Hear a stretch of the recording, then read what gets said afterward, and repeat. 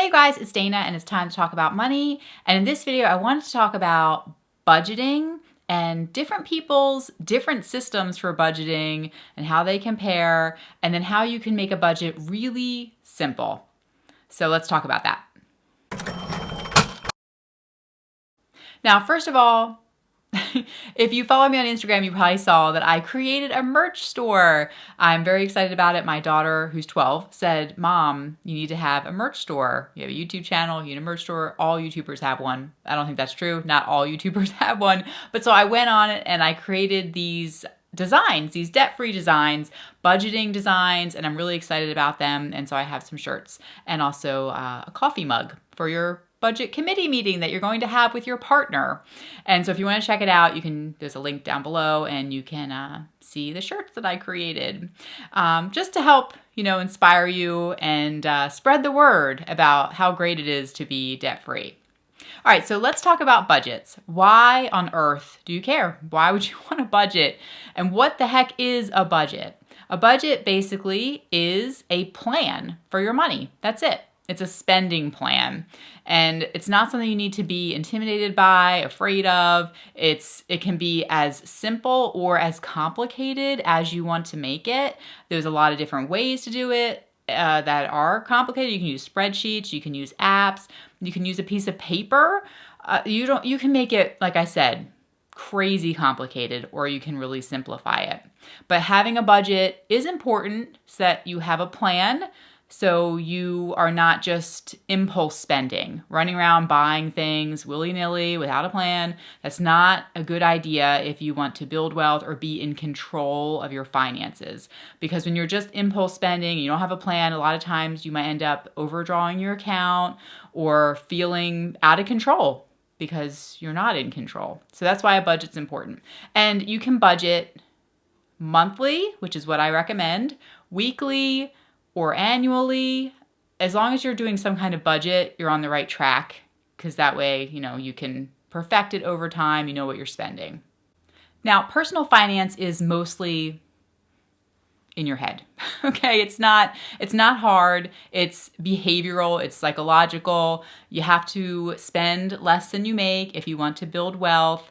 Organizing your money doesn't have to take a lot of time on an ongoing basis, but it might take some time in the beginning. All right, you have to pull together your bank statements, everything that you spend, and it might take a little bit of time, effort to get it set up in the beginning, and then after a while, it's really autopilot. It's a lot easier as time goes on. It still takes a little time, but you're not going to be spending your life budgeting. And like I said, a budget is actually freeing, because then you and your partner, if you have one, have agreed upon certain amounts of money to spend, and it hopefully should minimize the fighting when it comes to money, because money fights is the #1 cause of divorce. And so in order to eliminate or minimize that chance, it's good to talk about money and to have a plan together. That way you can go off and spend whatever the agreed upon amount is on shoes, and you're not going to come home with a box of shoes and your partner says, "How much did you spend?" and gives you that look. That look.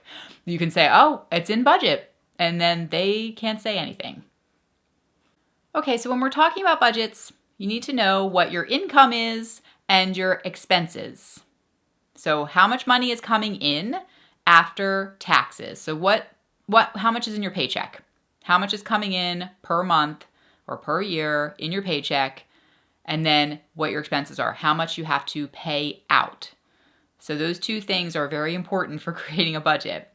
And then, so with your income and then with your expenses, or how much you're spending, there's a lot of people who have a lot of percentage recommendations and budget categories and how many bank accounts you should have. Now, if we follow the Barefoot Investor, which I read his book recently, the Barefoot Investor from Australia says that you should have a blow category, a mojo category, and a grow category. So those are the 3 budget categories according to the Barefoot Investor. So your blow category, which to me just sounds like you're just spending everything, but within the blow category, you would have 60% be your daily expenses, 10% for splurging, and then a smile account, 10%, which is traveling, and then a fire extinguisher account within this blow category. And the fire extinguisher is supposed to be 20%, and that's for paying down debt. And for things like you might need a new roof, I suppose, so you'd have to use your fire extinguisher account to take care of it. And then within your mojo category, you would have an emergency fund account, and then a grow category, which is your retirement. So to me, this is all kind of confusing. Blow, mojo, grow. That's Barefoot Investor. And then if you follow Jordan Page here on YouTube, she recommends 70% of your income for spending, and then 20% for saving, and 10% for tithe or whatever you want to do. So within that 70%, that's all for spending. If you follow Dave Ramsey, then he says to put 15% of your income to retirement savings, and then the rest of it is for spending or saving, or he leaves it up to you, college savings, but 15% retirement, the rest is spending. Another budgeting plan that I've heard is the 50-30-20 rule. And the 50-20-30 rule is 50% is for your needs. So that would be your mortgage, rent, lights, water, food, all that, what you need to survive, 50% of your income. And then 30% of your income would be your wants. What do you just want? You don't have to have it. You're not going to die if you don't get it, but your wants, 30%. And then 20% going into savings. So that would be, you could split that up however you want. Maybe you want 10% going into retirement accounts, 10% going to a savings account, 15% to a savings account, 5% doing something else. So that the savings, the 20% savings, you just have to be saving it. And so that's the 50-30-20 rule. Also, within the accounts, if you follow Jordan Page, she says to have 7 bank accounts. We personally have 10 bank accounts. So how many bank accounts do you need? It's totally up to you. So how many budget categories do you need? Again, it's up to you. The first step is to know what you are spending money on. So you have to begin budgeting, and you have to start doing it over a length of time. So very in its simplest form, you need to know how much is coming in, your income, which you would put at the top of the page. And then underneath that, how much is going out, your expenses. So this would be your mortgage or rent payment, your lights, water, all of the things you have to pay, all the bills you pay that month or that week or that year, however you're doing your budget. We do monthly. And then at the bottom would be what is left over. And then hopefully you have something left over. If you don't have anything left over at the bottom, you have to work on either lowering your expenses, cutting things out of your life, or increasing your income, or both, so that you have something left at the bottom. And if you're trying to pay off debt, then basically you're trying to cut as many expenses as you can, raise your income as much as you can, and put as much, that bottom number would be everything, all of that going to debt, trying to pay everything off, in my opinion, trying to get out of your life. So that way, because when you have debt, it is really a wealth stealer. It's taking your money. So you want to get it out of your life so that all the money you get, you have to do with what you want. So I always say when you're debt free, helps you to have choices. That's why it's so important to me, is to be able to have choices in life and not feel like a slave to all of your debtors. So then once you're budgeting and you have your monthly budget, which you're going to create every single month, you want to have a month and you want to assign certain things. So of course your mortgage might stay the same, your light bill is pretty much the same every month. Then you have other categories that you might need to fluctuate, like your groceries or your activities, your eating out money if you have something like that going on. Then those things are going to fluctuate. It's up to you to put the money that you think that you want to spend in that category in the beginning of the month, before the month begins or before the year begins. How much money are you going to spend on shoes throughout that year or that month? And then you get to assign that amount and put that amount in there and then stick to it, right? After you assign it, then you stick to it. That's what sticking to a budget, as my shirt says, means, is that you set up your budget and then you stick to that amount. You don't go over because you chose that amount. It was up to you. You chose it in the beginning of the month. And so make sure, I won't say that word again. Sticking to it. So as time goes on and you're doing this, you can assign categories. So back to the bank account discussion. How many bank accounts do you really need? Maybe in the beginning you just have one bank account. Your checks are direct deposited into your bank account. That's where you pay your bills out of. So after a while of budgeting, that's when you can really decide how many bank accounts you need for your family or for you, what makes sense to you. So we have, for example, we have a separate Christmas bank account. So I have a certain amount of money every paycheck that's direct deposited into that account. So by the time Christmas rolls around, we have the budgeted amount in that account for Christmas. And I have a debit card for that account. So I can just use that debit card to buy Christmas gifts or whatever we need for Christmas out of that one account. So maybe you want to have a holiday account. We also have a separate account for our emergency fund. So you want to have another account for an emergency fund, perhaps, maybe a money market account, another account that you just have that money sitting there as an emergency. You're not going to touch it. Or maybe you're adding to it each paycheck or what have you. We have another account for kids' activities or kids' stuff for school. So I know basically every year about how much money we spend for the kids' field trips at school, for their back to school supplies. That's all in a separate account, and I actually have a debit card, and on that card I have a sticker that says kids, and that's just for the kids stuff. I have another bank account for our cars. So I have a budgeted amount every month that goes into the car account, and it's either for car replacement or car repairs. And so that amount of money is just sitting in that bank account. It's budgeted each month to come out of my paycheck directly and go into that account. Debit card, it says car on it. So those are some examples. So how many bank accounts do you need? I don't know. How many categories do you as a family have that you spend money on that you have tracked previously, that you know that you spend money on in those groups? So maybe you don't want to deal with all these bank accounts because it's too much for you, it's confusing, you don't like that idea. So that's fine. So then you just have your one bank account, and within that bank account, you just know, hey, we're budgeting each month this amount of money for that category, and then it just all comes out of the same account. Perfectly fine. It's perfectly fine. You can do again, this is personal finance because it is personal. Everybody, every family is different. Everybody has different things that are important to them within your budget.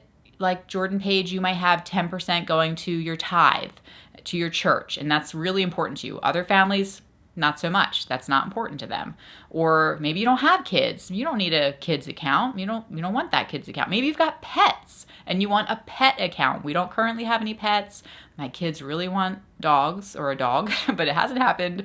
I'm not ready. But maybe you've got pets and they're really important to you. So you want a separate pet account, pet category, pet budget category. You want to have that because you buy treats or you have vet bills that come up every month, year, whatever. So then that's for you, right? So the accounts are personal. And when you start budgeting in the very beginning, the most important thing is to start budgeting. Start budgeting and tracking what you spend realistically. So at the top is your income, and then underneath it is the expenses. What are you spending? What are you spending money on? What can you cut out or lower?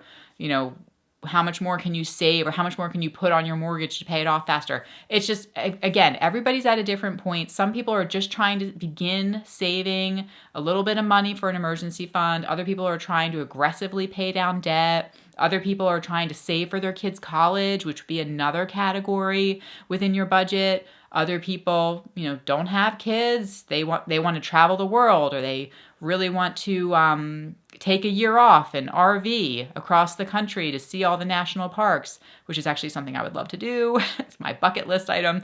But you've got different goals, different things you want to do with your money. Maybe, you want to retire by a certain age. I don't know how old you are.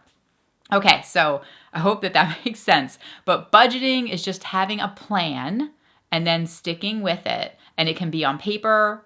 You can have multiple tabs within a spreadsheet like I do. You can be as detailed or as minimal as you want to. But above all, I highly recommend getting out of debt because it helps to minimize things a lot. So we at one point had 10 credit card accounts, $40,000, over $40,000 of credit card debt. So we had 10 credit card accounts. Each of them had their own minimum payment due. So you can imagine that made our budget really confusing and long. And it wasn't just credit cards. We had tons of other stuff too. So, if you have car payments, if whatever your debt is, you have student loans. Within student loans, a lot of times people will have 13 different loans within their big, student loan payment. But your budget can, if you're trying to get out of debt, your budget can start out with all of these rows or lines and be really kind of complicated because you have all these minimum payments and you're trying to pay everything off. But again, as you start paying off that debt, that's why we put every last dollar that we have that's not going towards your living necessities. You want to make sure you're eating, you have a grocery budget, of course, and that you're making sure you keep your lights on in the house. All that stuff is most important. You pay that first. But after that, any extra dollar that you have in your budget, put it on your debt, and so that way it's just gone. It'll help make your budget a lot simpler, and it'll help make your life so that you can breathe, so you don't feel like you're being choked. It's just, that's got to be your number one priority, in my opinion, is to get that out of there so that you can focus on other things and just make your budget simpler. Okay, so hopefully that helps to shed some light on the whole budgeting thing. It can be as easy or as hard as you want it to be. There's a lot of different ideas, opinions out there as far as how you could be budgeting, but it is a personal thing, in my opinion, and you have to start doing it on a monthly basis, at least, to get an idea as far as what you are spending so that you can budget it and try to really tighten it up so that way you have more choices. Because the more you budget, the better it gets. And then you start to become a budget nerd. All right, so like I said in the beginning of the video, check out my merch shop if you haven't already. And if you have any comments or questions about budgeting, please leave those down below. And that's it. I'm here every single Tuesday if it's your first time here. And we are a family of 6 living in the Philadelphia area. I work full-time in finance outside the home, and I do these videos on the side, hopefully to help to inspire you guys to build wealth, get out of debt, and also it helps to inspire us to stay on our own personal journey. Okay? All right, I'll talk to you in the next video. Bye, guys.